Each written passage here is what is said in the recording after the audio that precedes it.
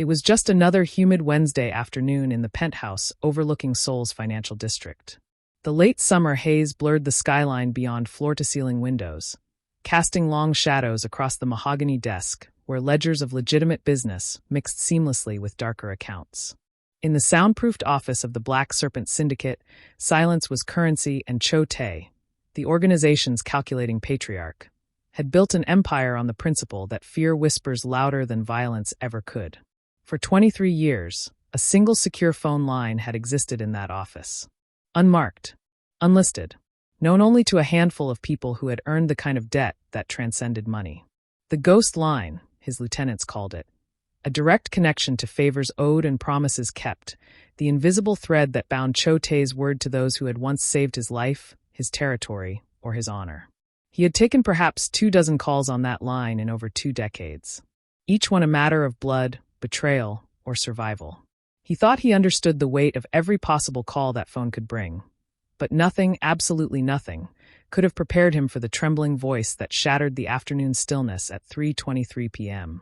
A child's voice, desperate, terrified, 9 years old, and speaking the code that only one man, long dead, should have known. Before we go any further, if stories like this move you the way they move me, make sure you subscribe. It helps these stories continue, and it tells me you want more.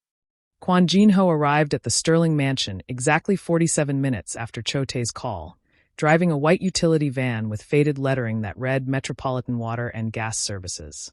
The kind of vehicle that neighbors glanced at once and immediately forgot. He had changed during the drive, shedding the tailored black suit that marked him as the Black Serpent's chief enforcer for khaki work pants, a rumpled polo shirt, and a clipboard that lent him the tired authenticity of a man checking meters on a weekday afternoon. The mansion sat behind ornamental iron gates in one of Seoul's most exclusive neighborhoods, where old money whispered and new money shouted. Victor Sterling had chosen well. The house itself was a monument to Western ambition grafted onto Korean soil, all white columns and manicured hedges, the kind of place where screams would be mistaken for children playing in the pool. Jin-ho noted 3 security cameras before he even pressed the intercom button. One at the gate, angled to capture faces. 2 more covering the circular driveway. He kept his head at a calculated angle, visible enough to seem legitimate, obscured enough that facial recognition would struggle. Water services, he said when the intercom crackled to life. We've had reports of pressure irregularities in the area. Mandatory inspection. His Korean carried the flat, bureaucratic tone of a man who had said the same words 1,000 times. The gate opened without further questions. People with something to hide rarely wanted government services lingering at their doorstep. He drove slowly up the curved driveway, his eyes cataloging everything the cameras couldn't tell him. A silver Mercedes and a black Range Rover, both spotless.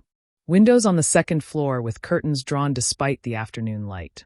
A garden path leading around to the rear entrance, bordered by roses that looked expensive and untouched. No children's toys. No signs of life beyond the carefully curated perfection. The front door opened before he knocked, revealing a man in his early 40s, tall, broad-shouldered, with the kind of smile that real estate agents and politicians perfected. Victor Sterling extended a hand that Jin-ho shook with the grip of someone who worked with tools, not weapons. I wasn't aware of any inspection, Victor said pleasantly, though his eyes performed their own assessment. Your office didn't call ahead. Emergency protocol, sir.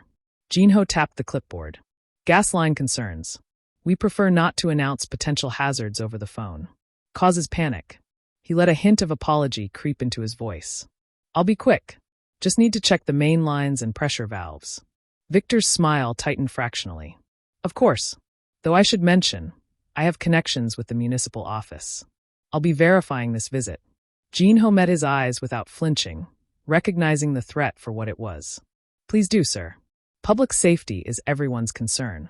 He stepped into the foyer, and the temperature of the house hit him immediately. Not the climate-controlled coolness, but something else. The suffocating silence of a place where words were measured and weighed, where a child learned to speak in whispers. If you're still here, thank you, and don't forget to subscribe so you never miss the rest of stories like this. Victor led him through the marble foyer with the practiced ease of a man accustomed to being followed. Family portraits lined the hallway, professional shots with everyone smiling at precise angles, the kind of images that cost more than most people earned in a month. Jinho noticed the progression. An earlier photo showed Victor with a woman and a young girl, perhaps 6 years old. In the most recent, the girl looked older, her smile dimmer, like a light bulb losing its filament. "You'll have to forgive the opulence," Victor said, his tone carrying just enough self-deprecation to seem humble. "My wife comes from old money. I'm just a simple businessman who got lucky." He gestured to a photograph of himself shaking hands with what appeared to be a city councilman. "Import-export, mostly. Keeps me traveling, but the work is rewarding." Jinho made a non-committal sound, his eyes scanning the pristine living room they passed. Everything was expensive and deliberately displayed. Crystal decanters. Leather-bound books that had never been opened. The kind of wealth that screamed rather than whispered. "The gas lines you mentioned," Victor continued, positioning himself between Jinho and the staircase leading to the second floor. "I had the entire house inspected when we moved in 3 years ago. Top contractors. I keep meticulous records." He pulled out his phone with theatrical efficiency. "Let me call my property manager. He'll have all the documentation. This should clear up any confusion." It was a polite dismissal wrapped in cooperation. Jinho recognized the tactic. The subtle assertion of superiority, the implication that his presence was an inconvenience to be managed and eliminated. "Documentation is helpful, sir," Jinho said, maintaining his working-class deference. "But pressure tests require physical inspection. The equipment doesn't lie." He moved toward the kitchen, forcing Victor to follow. "Main valve should be near the water heater. Won't take more than 15 minutes. Victor's smile remained fixed, but something shifted in his posture. "Actually, my wife is resting upstairs. She's not feeling well today, migraine. And my daughter is doing her homework. I'd prefer not to disturb them with unnecessary disruptions." He checked his watch, an expensive piece that caught the light deliberately. "Perhaps you could return tomorrow? With an appointment?" "Gas leaks don't wait for appointments, Mr. Sterling." The pleasantness drained from Victor's face like water from a cracked glass. For just a moment, Jinho saw what the man kept hidden beneath the businessman's mask, something cold and territorial. Dangerous in the way that men who believed they owned everything, including people, were dangerous. "I'm not sure you understand," Victor said, his voice dropping to a register that was meant to intimidate. "I have dinner with the deputy mayor next week. My attorney is on retainer with the city's legal department. If there's actually a problem, I'm sure a simple phone call would." A door opened upstairs. Soft footsteps on carpet. Both men looked up. A small girl appeared at the top of the staircase, her yellow dress too formal for a Wednesday afternoon at home, her dark eyes enormous in a face that seemed older than 9 years should allow. Victor's expression smoothed instantly back into paternal warmth. "Anna, sweetheart, go back to your room. Daddy's handling some boring adult business." But Anna wasn't looking at her stepfather. She was looking directly at Jinho, and in her eyes he saw recognition. She knew exactly who he was. Take a breath, and if you haven't already, subscribe. It helps keep these stories alive. Anna descended the stairs with the careful, measured steps of someone who had learned that sudden movements attracted attention. The yellow dress was immaculate, pressed, expensive, the kind of thing a man like Victor would insist his daughter were to prove his family was perfect. But the shadows under her eyes told a different story, dark crescents that makeup couldn't quite hide on a 9-year-old's face. She looked like a child who had forgotten how to sleep deeply. "I'm sorry, Daddy," she said, her voice carrying a practiced politeness that made Jinho's jaw tighten. "I heard voices. I thought maybe Mom was awake." Victor's hand landed on her shoulder with what might have looked like affection to someone who didn't know better. Jinho saw the way Anna's spine stiffened, the micro-flinch she couldn't quite suppress. "Mommy needs her rest, remember? We talked about this." His fingers tightened fractionally. "Go back upstairs." But Anna was still looking at Jinho, her eyes searching his face with an intensity that seemed too old for her years. She reached up to touch something at her neck, a jade pendant on a delicate gold chain. The stone was exquisite, carved in the shape of a dragon with scales so fine they must have taken a master craftsman months to complete. Even from across the foyer, Jinho could see it was worth a small fortune. "The utility man might want to see the jade," Anna said suddenly, her words careful and deliberate. She held the pendant away from her chest, letting it catch the light. "Daddy gave it to me. It was my real father's. Daddy said he had it fixed because there was a crack, but..." She looked up at Victor with something that might have been defiance or might have been terror. "I think the jade is still cracked inside, even though it looks perfect on the outside." The silence that followed was razor-sharp. Victor's face remained carefully neutral, but Jinho watched the man's knuckles whiten as his grip on Anna's shoulder increased. "Anna, that's enough. The man isn't here to look at jewelry. But if something is broken inside," Anna continued, her voice growing smaller but not stopping, "even if you make it look nice on the outside, it's still broken. Right?" She turned her enormous eyes to Jinho. "Can you tell when something is cracked on the inside even when it looks perfect?" Jinho met her gaze and understood. The pendant was the message. Her father's heirloom. The connection to the man who had earned Chote's promise. And Victor had claimed to fix it, to make it whole again, while leaving it fundamentally damaged. The metaphor was devastatingly clear. "Sometimes the cracks are the most important part to see," Jinho said quietly. "They tell you where something is weak, where it might break completely if no one pays attention." Victor's smile turned glacial. "Anna. Room. Now." But Anna had already delivered her message. She looked at Jinho one last time, and in that glance he saw everything she couldn't say out loud. The fear, the desperation, the fragile hope that maybe, just maybe, someone had finally heard her whisper for help through the perfectly maintained facade of the Sterling family mansion. She turned and climbed the stairs, the jade dragon pendant swaying against her chest like a talisman that had lost its power to protect her. If this chapter touched something in you, tap subscribe. There's so much more ahead. Victor's phone rang, shattering the tension like a hammer through glass. He glanced at the screen, and something flickered across his face, irritation warring with necessity. "I need to take this," he said, his tone clipped. "It's overseas. Business." He pointed a warning finger at Jinho. "Stay in the foyer. Touch nothing." He strode toward his study, already speaking in rapid English about shipping manifests and customs clearances, leaving Jinho alone in the cavernous entryway. The enforcer waited exactly 3 seconds before moving silently toward the staircase. Anna was still visible at the top landing, frozen like a statue, watching him with those two old eyes. Jinho climbed halfway up and stopped, keeping his voice barely above a whisper. "The crack in the jade.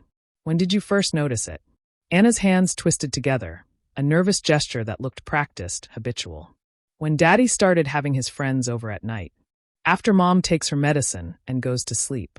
Her voice was so small it might have been a breath. "He says they're business partners, but they don't talk like business. They talk about things that scare me." "What kind of things?" "Money that comes from places it shouldn't. People who owe him favors." She glanced toward the study door, listening for Victor's footsteps. "He makes me stay in my room, but I can hear them through the vents. And in the morning, he tells me I didn't hear anything. That if I tell Mom, she'll think I'm making up stories because I don't like him." Jinho's jaw tightened. "Does he threaten you?" Anna's fingers found the jade pendant again, clutching it like a lifeline. "He says if I tell Mom about his friends, or about the nights he comes home late with blood on his shirts, she'll get sick with worry. That the stress could kill her because her heart is weak." Her voice cracked. "He says if Mom gets sick, we'll lose everything, the house, the money, everything, and it'll be my fault for not keeping the family perfect." The word perfect landed like a stone. Jinho understood the architecture of Victor's control now. Not violence, but something more insidious. Emotional hostage-taking. The threat wasn't just against Anna, but against her ability to protect the person she loved most. "He makes you lie to her." It wasn't a question, but Anna nodded anyway. "Every day. She asks if everything is okay, if Daddy is being good to us, and I have to say yes. I have to smile and tell her we're a perfect family." Tears gathered in her eyes but didn't fall, as if she'd learned that crying was another thing she couldn't afford. "Sometimes she looks at me like she knows I'm lying, but she's so tired all the time from her medicine. And Daddy's always there, watching, making sure I say the right things." "The number you called," Jinho said carefully. "Where did you find it?" "In my real father's safe. The one Daddy doesn't know about, hidden in Mom's closet behind her old photo albums." Anna's voice steadied slightly, as if speaking about her real father gave her courage. "There was a letter. It said if I ever felt scared and couldn't tell anyone, I should call that number and say those exact words. That someone would come who could see the cracks." Victor's voice grew louder in the study. The call was ending. Jinho had perhaps 30 seconds before the man returned. "The journal you mentioned before. Where is it?" Anna's eyes widened slightly. "How did you?" "Where, Anna?" "In Daddy's study. Bottom drawer of his desk, behind a false panel." She spoke rapidly now, urgency overriding fear. "It's my real father's." Daddy doesn't know I found it. It has names, dates, money transfers. Things about politicians and police. The study door opened. Victor's footsteps approached. Anna's face smoothed instantly into practiced neutrality, but her hand remained clutched around the jade dragon, holding on to the broken promise of protection that had finally, desperately, brought help to her door. Before we move on, a small favor. Subscribe if you're enjoying the journey so far. Chote stood at the floor-to-ceiling windows of his penthouse office. Seoul's glittering skyline spread before him like a kingdom made of light and shadow. In his hand, he held a folder that hadn't been opened in 13 years. Worn leather, secured with a faded red string, the kind used for documents that carried the weight of blood oaths. Inside was a single photograph, yellowed at the edges. A younger Chote, his face less lined but no less dangerous, standing beside a man in his 30s with kind eyes and a scholar's bearing. Lee Jae-sung, Anna's biological father. The memory returned with the clarity of all moments that changed the trajectory of a life. It had been winter, 2012. The Black Serpent Syndicate was still consolidating power, still fighting for territory against 3 rival organizations that wanted Chote dead or disappeared. Intelligence had warned of an ambush, a coordinated strike planned for the following week during a port meeting that Chote couldn't afford to miss.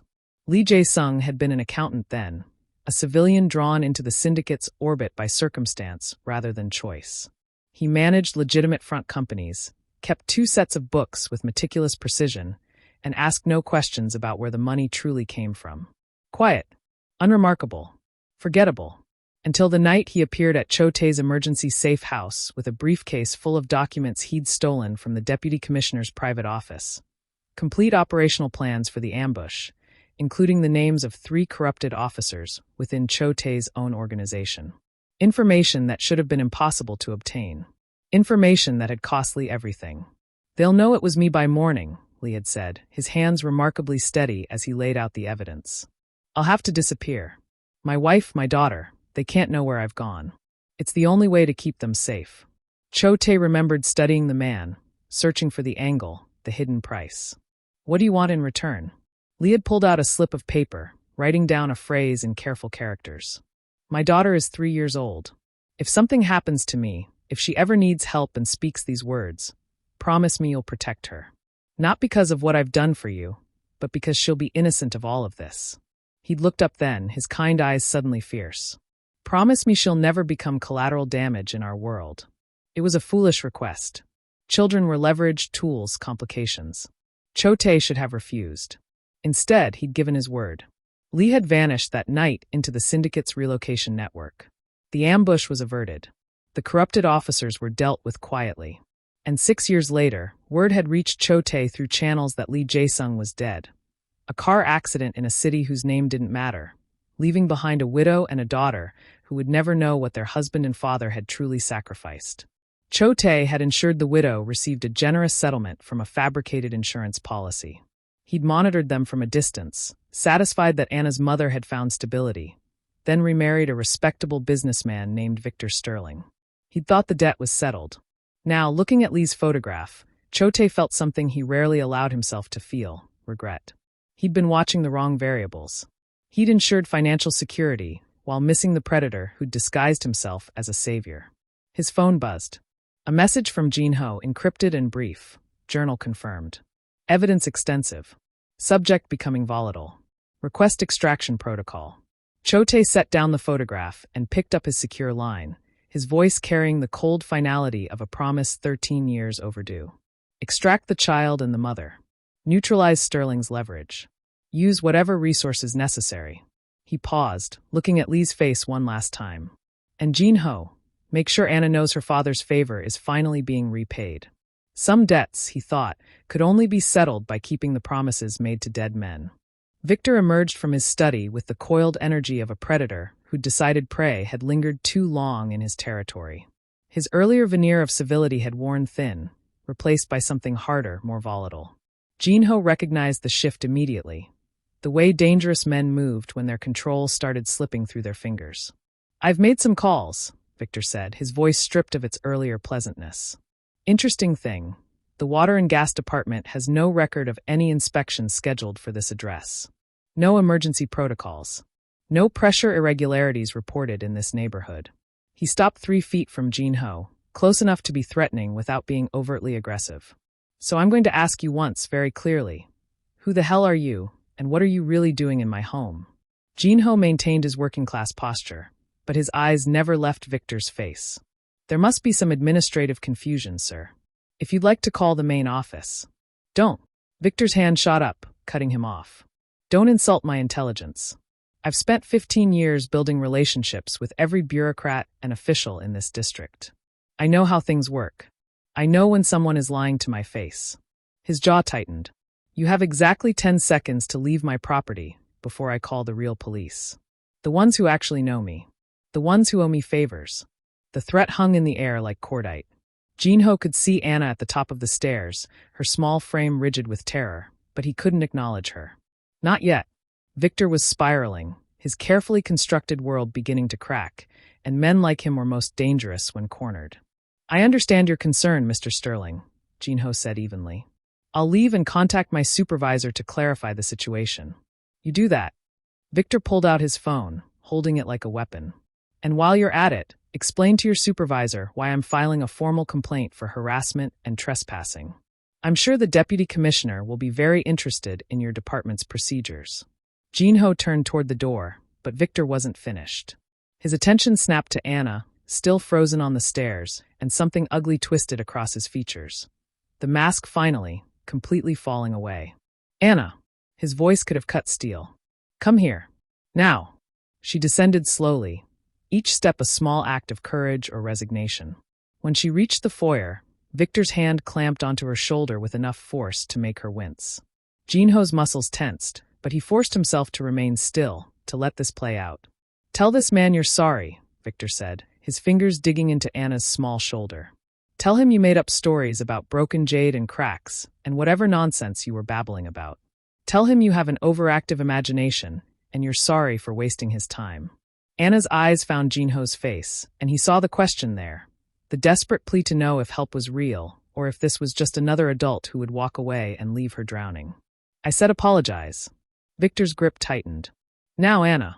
But something had shifted in the child. Perhaps it was Jinho's presence, or the memory of her father's letter, or simply the accumulation of too many forced lies, too many perfect smiles, too many nights listening to threats through the vents. Her small body straightened, and when she spoke, her voice was quiet but unbreakable. No. The single syllable fell like a grenade. Victor's face went white, then red, then something worse, a cold, calculating fury that promised consequences. His hand moved from her shoulder to her upper arm, and Jinho saw his fingers begin to squeeze with the deliberate pressure of someone who knew exactly how much force to apply without leaving visible marks. What did you just say to me? Anna's eyes never left Jinho's face, and in that moment, she looked exactly like her father. Kind eyes turned fierce with the courage of someone who'd decided truth mattered more than safety. I said no. I'm not apologizing for telling the truth anymore. The silence that followed was absolute, the kind of quiet that precedes earthquakes. Victor's face cycled through expressions too quickly to catalog, shock, rage, disbelief, before settling into something far more dangerous. His grip on Anna's arm tightened until his knuckles went white. You ungrateful little, he started, but Anna cut him off, her voice still quiet, but carrying a strength that seemed impossible for someone so small. I don't have to keep your scary lies anymore. 7 words. They hung in the air like a declaration of war. Jinho saw the exact moment Victor's control snapped completely, saw his free hand rising, and moved without conscious thought. He crossed the foyer in 3 silent strides, his hand catching Victor's wrist mid-swing with a grip that could crush bone. Touch her again, Jinho said, his voice carrying none of the working-class deference from before, and it will be the last thing you do. Victor tried to yank his arm free and found it impossible. For the first time, real fear flickered across his face as he looked at Jinho and finally saw what had been hidden beneath the utility worker disguise, something cold and utterly lethal. You have no idea who you're dealing with. I have connections that will bury you. I'll have you arrested for assault, for breaking and entering. The journal, Anna said suddenly, her voice cutting through Victor's threats. She pointed with a trembling finger toward the study. Mom's closet. Behind the photo albums in the false panel. That's where I found the number. That's where Daddy keeps my real father's journal. Victor's face went gray. "Anna, shut your mouth right now." But she was looking at Jinho, and in her eyes was the desperate relief of someone who'd been drowning and finally felt solid ground. "My real father wrote everything down. About Daddy's business partners. About the money he takes from the Jade Lotus gang to help them move drugs through the port. About the politicians he pays to look the other way. About the police captain who helps him hide evidence." Her words came faster now, a dam breaking. "Daddy told me the journal was destroyed, but he lied. He kept it because it has information he uses to threaten people. To make sure they stay quiet." Jinho released Victor's wrist and stepped between the man and Anna, a physical barrier that Victor would have to go through to reach her. "Anna," Jinho said gently, never taking his eyes off Victor. "Go upstairs. Check on your mother. Don't come down until I call for you." "She's not going anywhere," Victor snarled, but his voice had lost its authority. He was calculating now. Jinho could see it.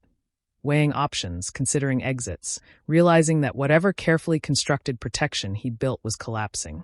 "Yes, she is." Jinho's hand moved to his phone, and he pressed a single button. Outside, through the windows, Victor could see 3 black cars pulling smoothly into the circular driveway. Men emerged from them with the coordinated precision of trained operators. Not police, not government, but something that made Victor's face drain of remaining color. "You called the Mafia," Victor whispered, the realization hitting him like a physical blow. "You're one of them." "No," Anna said from behind Jinho, her voice carrying a strange mix of fear and triumph. "He called the favor. The one my real father saved for me."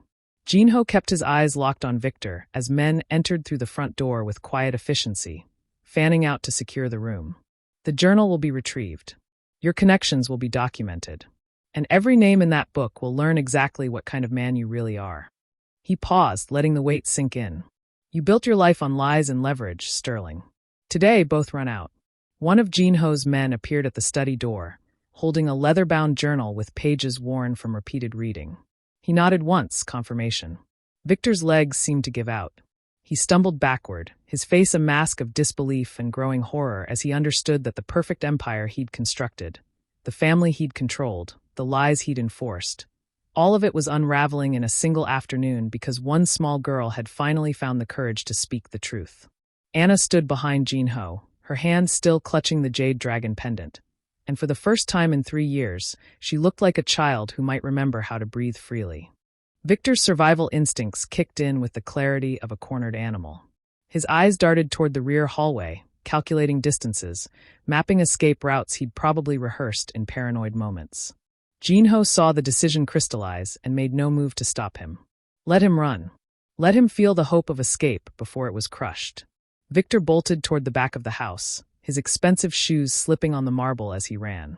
He crashed through the kitchen, yanked open the door to the garden, and stopped dead. 3 more Black Serpent operatives stood in a semicircle on the stone patio, their presence as immovable as mountains. Beyond them, 2 additional men flanked the garden gate. Every exit was sealed. Victor spun back toward the house, breathing hard, his carefully groomed hair falling across his forehead. For a moment, Jinho thought he might try to fight. Desperate men sometimes chose violence when cornered, but then Victor's shoulders sagged. He'd built his power on manipulation and leverage, not physical confrontation, and he knew when the game was lost. "What do you want?" Victor asked, his voice hoarse. "Money? I have accounts. Offshore holdings. I can transfer." "We don't want your money," Jinho said quietly, stepping into the kitchen doorway. Behind him, Anna remained in the foyer with 2 female operatives who had arrived to ensure she felt safe. "We want justice. And more importantly, we want you erased from their lives." Victor's face twisted with something between rage and desperation. "You can't touch me. If I disappear, if something happens to me, people will ask questions. Important people.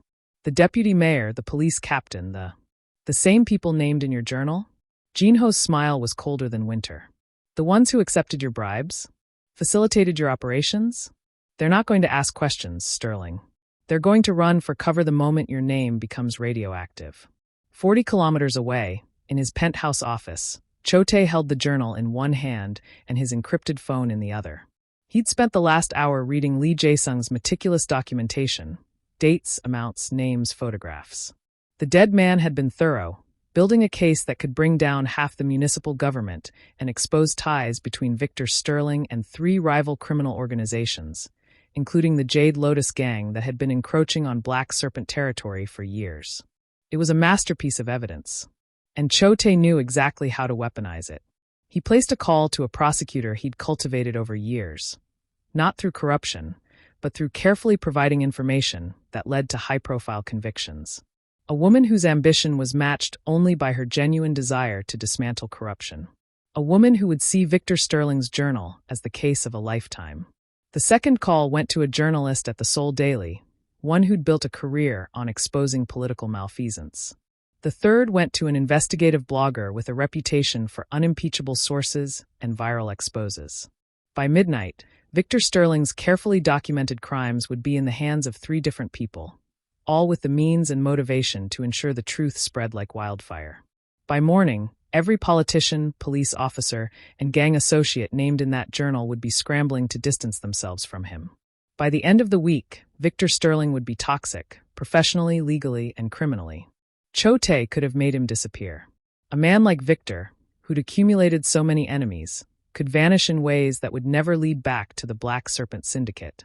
But that would be quick, merciful. This way was better. This way, Victor would face public exposure, legal prosecution, the slow dismantling of everything he'd built. He would go to prison surrounded by men he'd betrayed, owing debts he could never repay, stripped of the power and respect he'd used to terrorize a 9-year-old girl. This way, everyone would see the cracks. "You're finished," Jinho told Victor, watching the man crumble against the kitchen counter. "And the favor is paid." Victor's phone began to ring. Then the house phone. Then his tablet chimed with incoming messages. The dominoes were already falling, and there was nowhere left to hide. One more chapter to go. Before we finish, subscribe so you're here when the next story drops. 3 weeks later, Anna stood at the window of a modest apartment in a quiet neighborhood where no one knew her name or her story. The autumn light filtered through curtains her mother had chosen, soft yellow, the color of hope trying to remember itself. Behind her, she could hear her mother humming in the kitchen, making tea the way she used to before the medicine made her too tired to do simple things. The doctor said she was recovering well.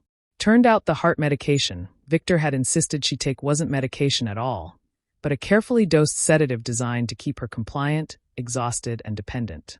Without it, she was waking up, literally and figuratively, asking questions she should have asked years ago, holding Anna with a fierceness that spoke of maternal guilt and fierce determination to make amends. They were safe now. Anonymous. The Black Serpent's resources had given them new identification, a trust fund established through untraceable channels that would ensure Anna's education and her mother's care for life. The apartment wasn't a mansion, but it had something the Sterling house never had: the ability to breathe without measuring every word, every movement, every smile. Anna picked up the drawing she'd been working on for the past week, examining it with the critical eye of someone who wanted to get something exactly right. On the paper, rendered in colored pencils, was a small girl in a yellow dress standing beneath a tall figure whose face was partially shadowed, but whose stance radiated protection. She'd drawn his tattoos carefully, remembering the patterns she'd glimpsed on Jinho's arms when his sleeves shifted. Behind them both, barely visible, was the silhouette of another man, older, more distant, but present. She'd written words at the bottom in her careful handwriting. "Thank you for keeping my father's promise. Thank you for teaching me that truth is stronger than lies. Thank you for showing me that monsters can be defeated." Her mother appeared in the doorway, holding 2 cups of tea. "Is that for Mr. Cho?" Anna nodded. They'd been told they would never meet Chote, that his world and theirs couldn't intersect beyond this intervention. But she needed him to know what his promise had meant. What one phone call, one code phrase, one act of honor from a dangerous man had given back to her. "Do you think he'll understand?" Anna asked quietly. Her mother set down the tea and knelt beside her, looking at the drawing. Her eyes, clearer now, no longer clouded by forced medication, filled with tears. "I think he'll understand perfectly, sweetheart." The drawing arrived at Chote's office in an unmarked envelope, delivered through channels so secure that even he couldn't trace them back to their source. He opened it alone, in the evening quiet when his guards knew not to disturb him. The drawing was simple but profound, a child's rendering of protection and gratitude.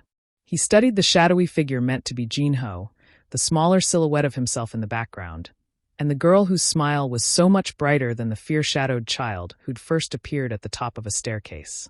He read her words 3 times.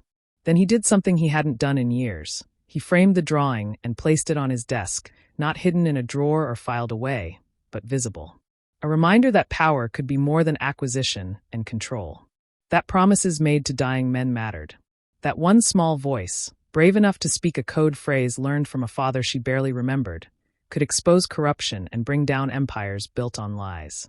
Chote had built his life on fear, respect, and the careful application of violence.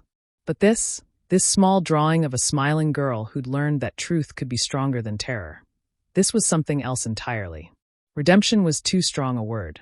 Chote knew what he was, what he'd done, what he would continue to do in the shadows where men like him operated. But perhaps, he thought, studying Anna's careful rendering of protection and hope, perhaps even in the darkest corners, there was room for one promise kept. One child saved.